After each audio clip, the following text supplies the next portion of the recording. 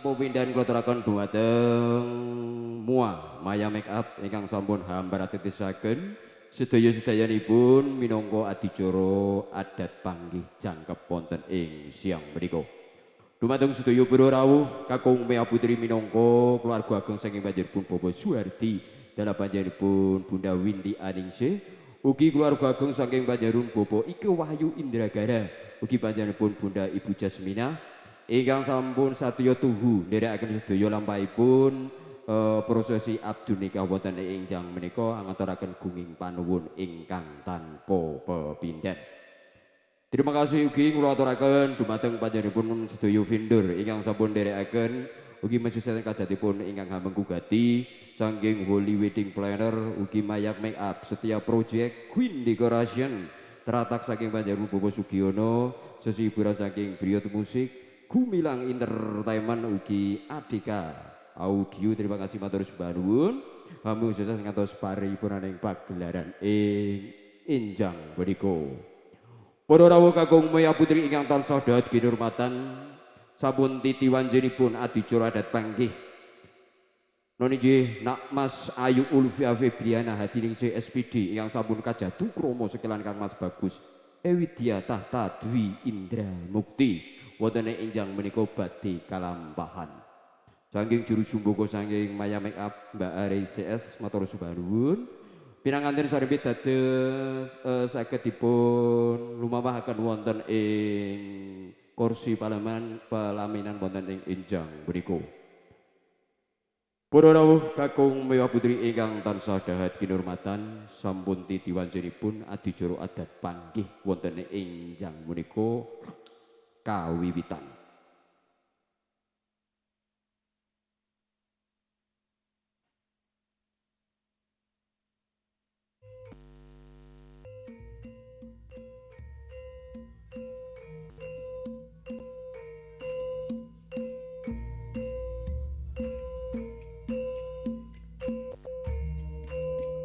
Wus diungkap ugian kang tinuju dumadhi laksitaning adicara balangan gantal.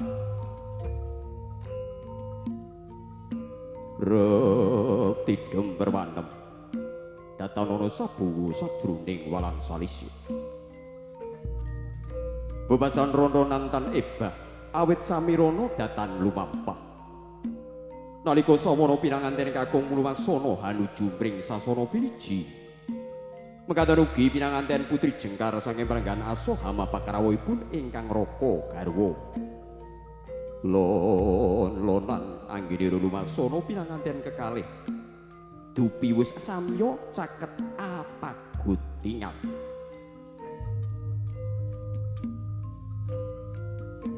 Tumuli kumplawe astane samya abebalang gantal.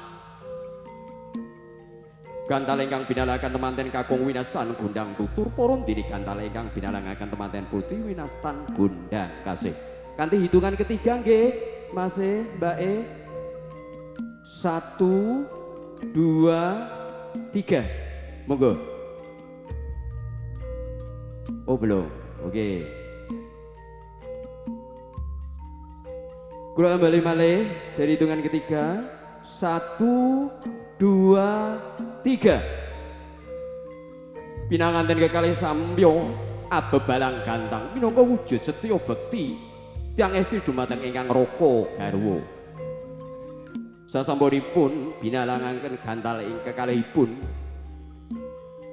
pinanganten putih Hanjengku Asta ingkang Raka garwa minangka sembah bekti ingkang garwa dumateng ingkang Raka. Dumateng juru fotografer ugi video syuting saged ambertesaken sedaya-sedayanipun adicara.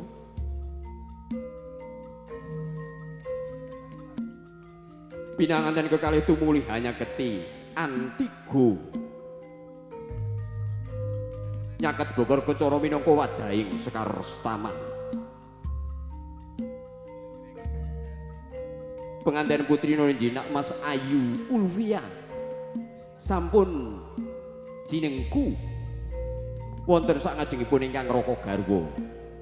Wondene ingkang Raka garwa sampun pucat cenelo minangka badhe hampertesaken adicara ngidak Antigo.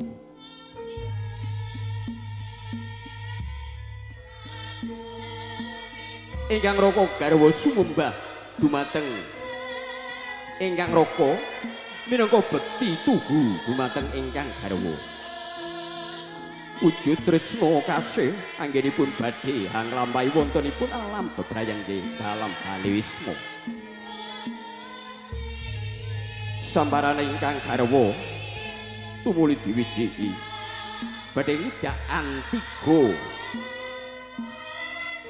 Sambarane ingkang garwa ngidak Antigo kanthi saestu prenika pecah sanalika. Menika to pratandha anggenya badhe mecah saking panggulwantanipun Rama miwah Ibu arsa mandheg Balewisma mandiring pribadi. Kemanten Putri Daya Daya Kanjeng Kusarta Sumembah tumuli amiji samparanipun ingkang Raka garwa. Lah menika to pratandha prasatanipun temanten Putri anggenya badhe setya bekti marang Guru Nadi utawi ingkang Raka garwa.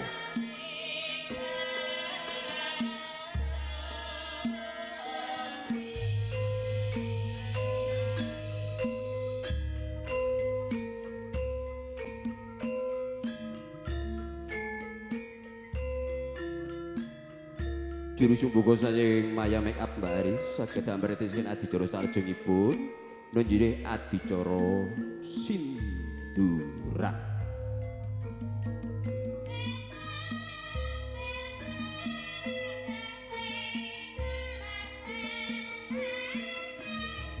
Ingkang Raka garwa sekalian istri sampun hangasta kalihipun minangka hanya badhe ambaretesken adicara Sinduran.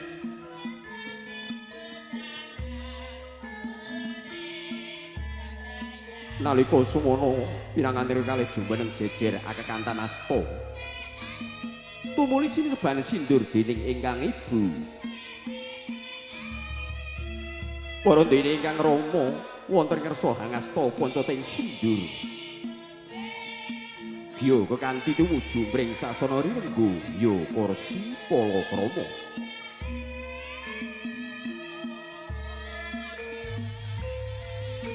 Wis prapteng ugian kang anuju mring sasana rirenggo. Monggo Bapa ingkang Raka ingkang Bapa sampun hanyeketi pucuk ing sindur ingkang Ibu hanjengku hanyurung saking kewingking.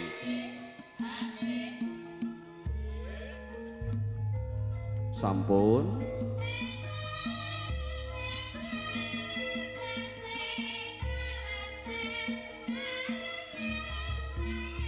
sindur diah linolos juru sumbogo temanten tumuli hampratetesaken adicara bobot timang. Monggo saking setia ugi saking Gumilang saged mengambil momen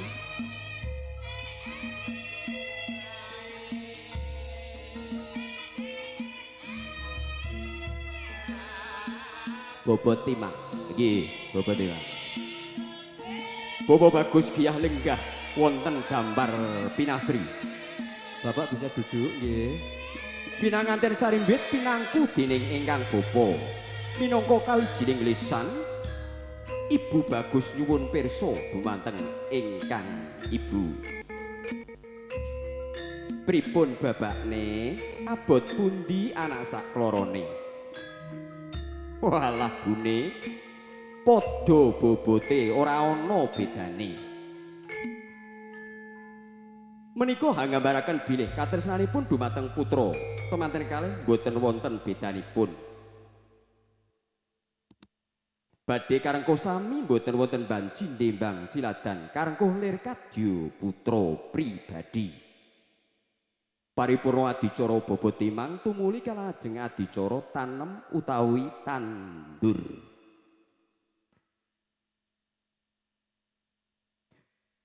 Pinanganten kekalih kalenggahaken ing dampar pinasiyo dampar pilaminan. Jandrane Pindha Ratu Tuwin Prameswari. Menika mengku sasmita bilih kalamun nandur kabecikan bakal kenukulaken kabecikan para dene lamun nanem ingkang awon ugi bakal mundhuh ingkang awon. Paripurna adicara tanem kalajengan adicara kacar kucur.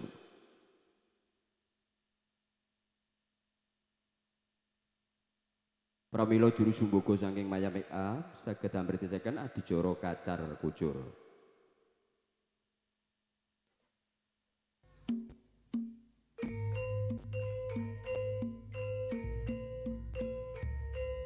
Kawus tinggal sini teman-teman kakung samun hangas toko sobongko minangka wadahing uborampe kacar kucur.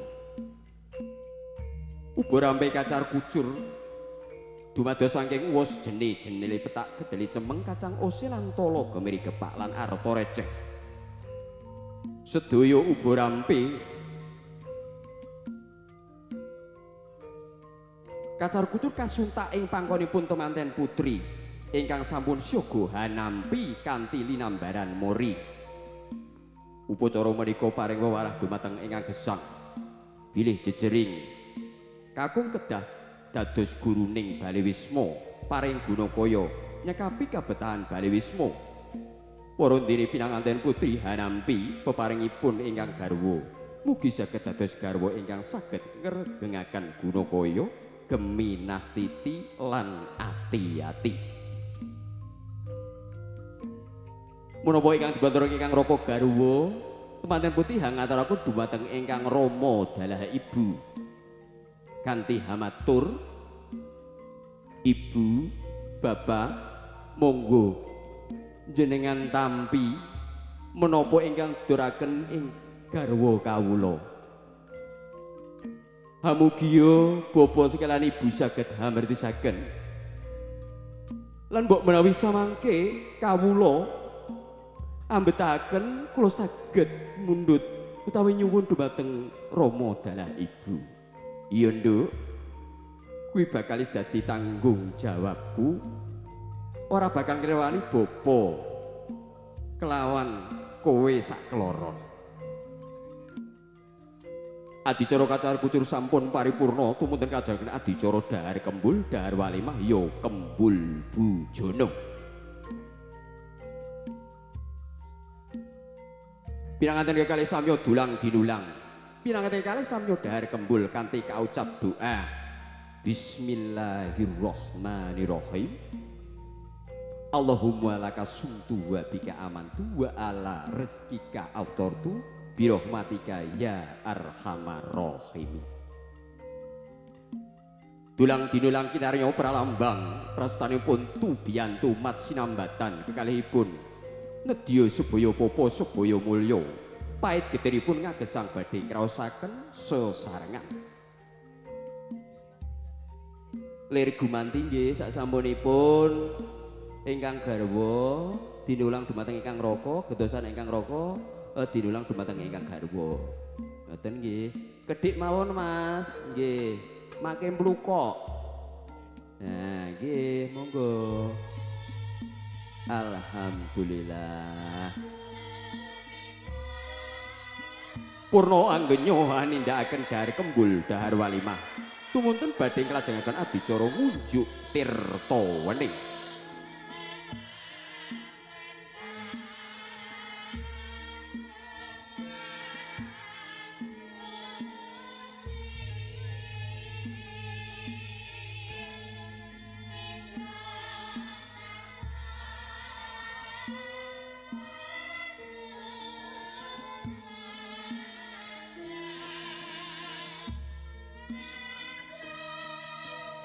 Pramila juru sumboga saking Maya Make Up saged hambaratisaken adicara ngunjuk tirta wening.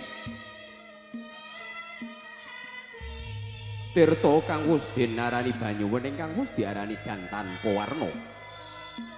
Pinanganten kekalih samya ngunjuk tirta wening. Menika mengku sasmita bilih mugi anggenipun bangun Balewisma tansah lelumban ing madya bebrayan. Sinar tanpa minto dumateng Gusti Allah kang Maha Suci, Gusti kang paring asih pring sesami jalma. dados keluarga ingkang sakinah mawaddah warahmah. Amin amin ya robbal alamin.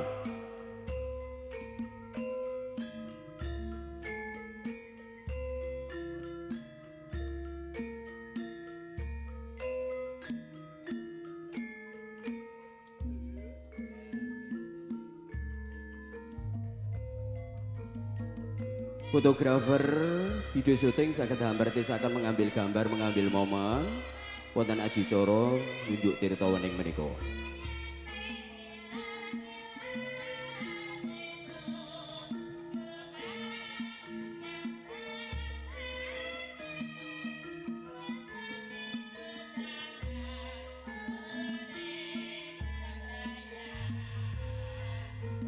Dumateng para rawuh kakung boya putri ingkang tansah dahat kinurmatan. Sampun kalampah sedoyo. Adat panggih kantor setunggal niki sungkeman. Pramila saking juru sumbogo mayang make-up saged hambartesaken adicara sungkem. Ugi dipun bantu sakalian bowling wedding planner.